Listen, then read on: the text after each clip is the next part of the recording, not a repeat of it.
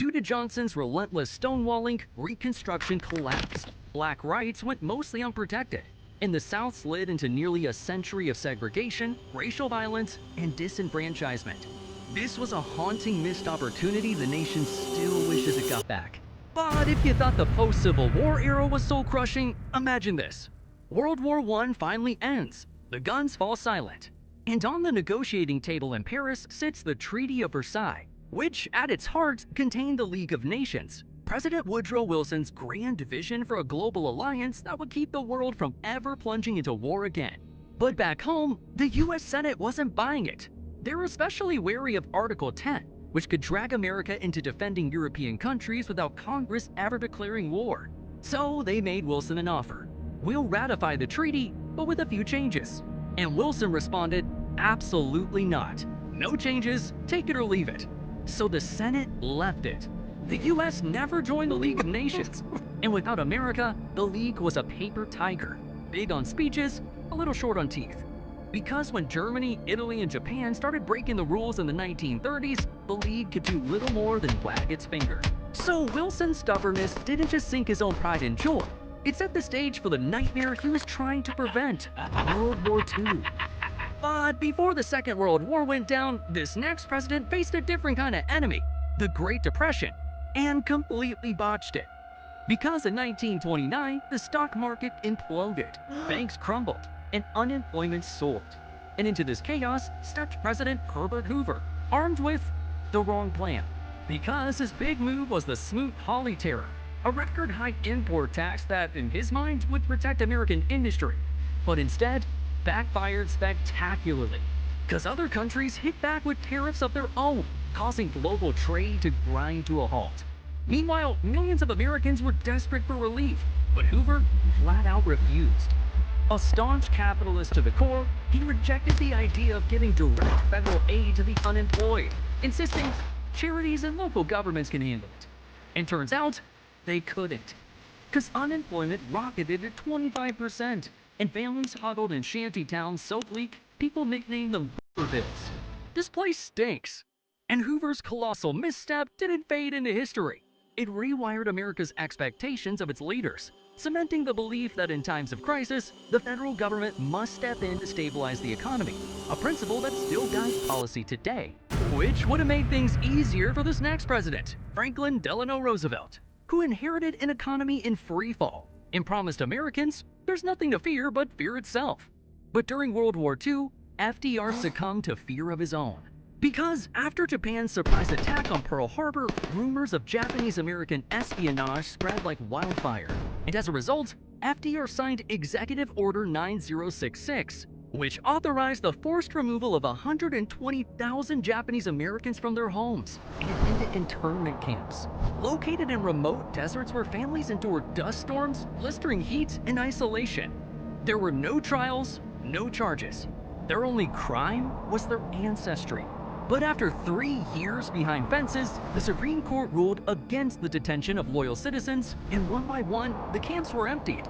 But the damage to lives, communities, and trust in government would last for generations, as one of the most shameful chapters in American history came to a close. But speaking of scary times, I almost my pants when JFK drove America to the brink of World War III. Because in 1961, a young, charismatic John F. Kennedy walked into the Oval Office, only to be pitched what the CIA swears is a genius plan. They said, we'll send Cuban exiles to overthrow Fidel Castro. It'll be quick, easy, and best of all, totally deniable. Kennedy was intrigued, yet cautious. So to keep America's fingerprints off the mission, he scaled back the planned airstrikes, cause his big concern was maintaining secrecy. But that secrecy came with a cost.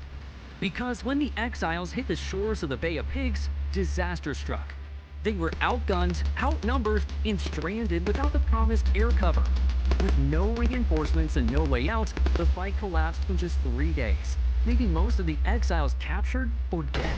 It was a humiliation on the world stage. And worse, it shoved Castro right into the arms of the Soviet Union. JFK was furious at the CIA for overselling him the plan, and vowed to never be blindsided again. Because when the Cuban Missile Crisis hit a year later, that hard lesson helped him keep a cooler head and the world out of nuclear war. But the US couldn't stay out of war for long. Because after JFK was assassinated, LBJ stepped into office with the Great Society dream.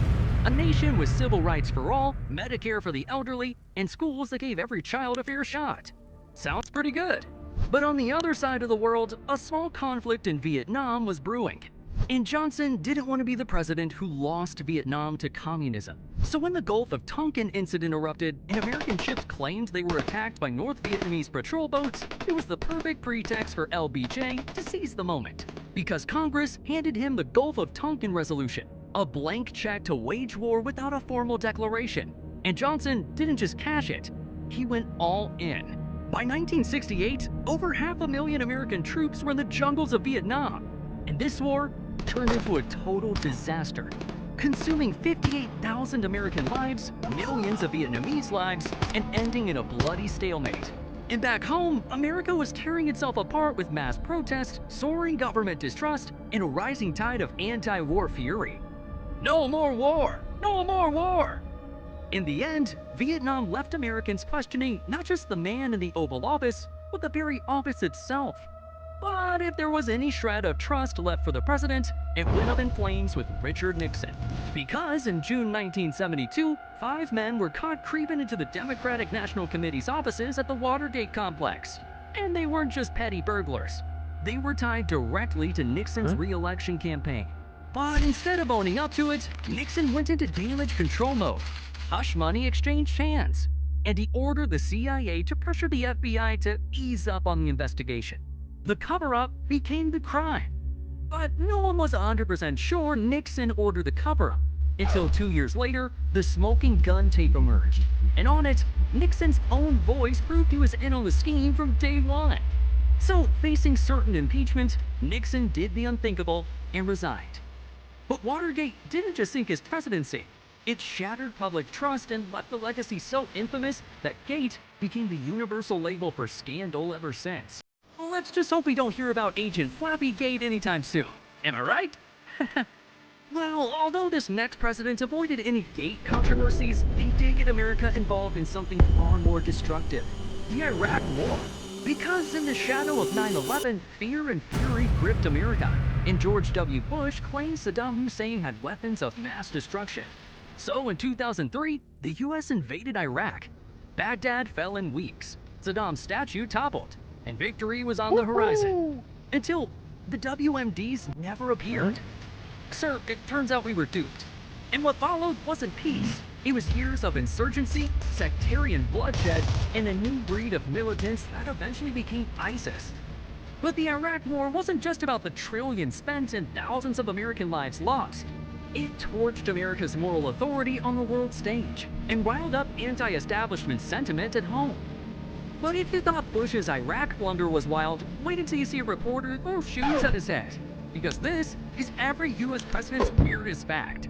From nude swimming, to wrestling beatdowns, to vomiting on foreign leaders. US presidents sure did some pretty bizarre things in their day.